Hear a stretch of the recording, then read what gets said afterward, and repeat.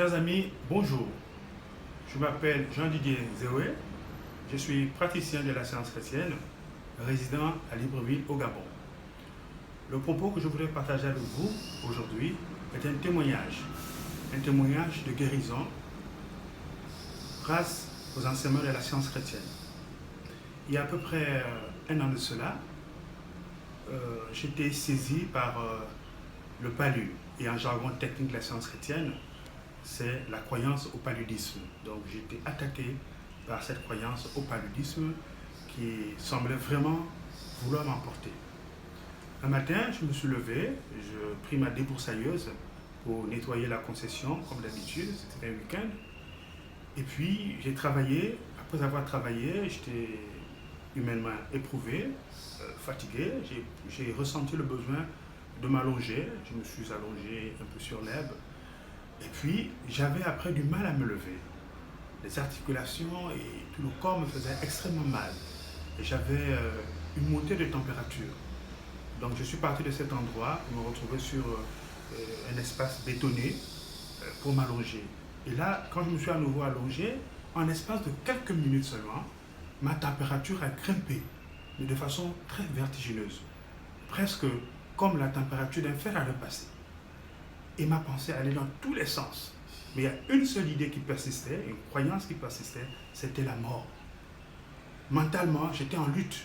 J'entendais une voix qui me disait, tu ne peux plus te relever, tu es fatigué, tu as mal, tu ne peux plus te relever, laisse-toi aller. Mais de façon très berçante, laisse-toi aller. J'ai essayé de résister, mais je n'y arrivais pas. J'étais humainement épuisé. Mais j'ai simplement eu la présence d'esprit d'appeler ma fille, c'est une enfant de 11 ans à l'époque.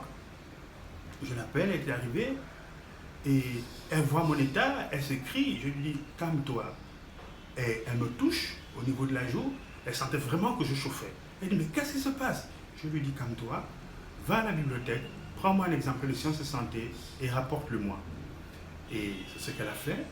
Elle a rapporté les exemples de sciences et santé. Je lui ai dit, ouvre la page 468 de sciences et santé et lis pour moi l'exposé scientifique de l'être à haute voix et lentement. Articule bien les mots pour que je puisse entendre et répéter après toi. Et c'est ce que cet enfant a fait. Elle a suivi exactement les instructions que j'étais en train de lui donner. Et je tentais de répéter après elle. Mais les agressions mentales intérieures étaient si intenses, si agressives, que j'avais vraiment du mal à suivre. Ma pensée allait dans tous les sens. Je n'étais plus comme maître de ma pensée. C'est comme si une autre force contrôlait ma pensée. Je me sentais vraiment en train de partir. Mais j'entendais au fond de là où j'étais la voix de cet enfant qui proclamait les vérités, qui affirmait les vérités. Et j'ai tenté de répéter les vérités. J'ai répété l'exposition de lettres. Je vais vous le lire pour que vous ayez une idée. Pour ceux qui ne connaissent pas Sciences et Santé. Quel est l'exposé scientifique de l'être?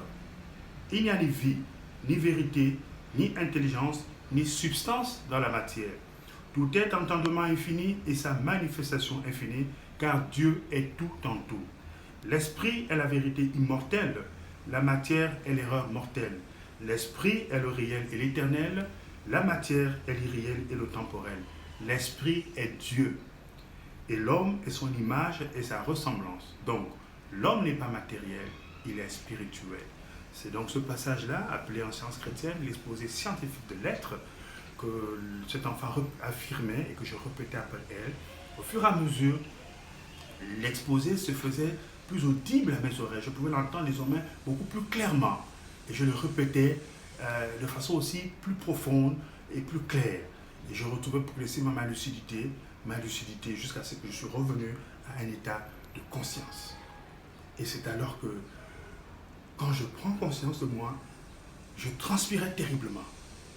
Et je me suis relevé, j'ai essayé de m'asseoir, bien l'endroit où j'étais était vraiment mouillé de sueur.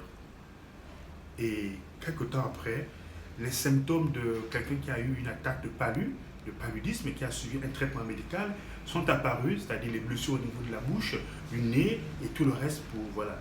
Et c'est là où j'ai senti que, non, c'est que cette agression dont j'étais l'objet était une agression de la croyance au paludisme.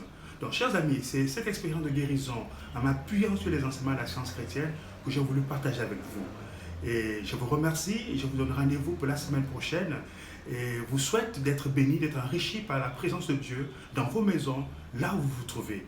Merci pour vos réactions massives. N'hésitez pas de m'écrire en inbox par mon WhatsApp, de déposer un message dans mon Facebook. Que Dieu Tout-Puissant vous bénisse. À la semaine prochaine.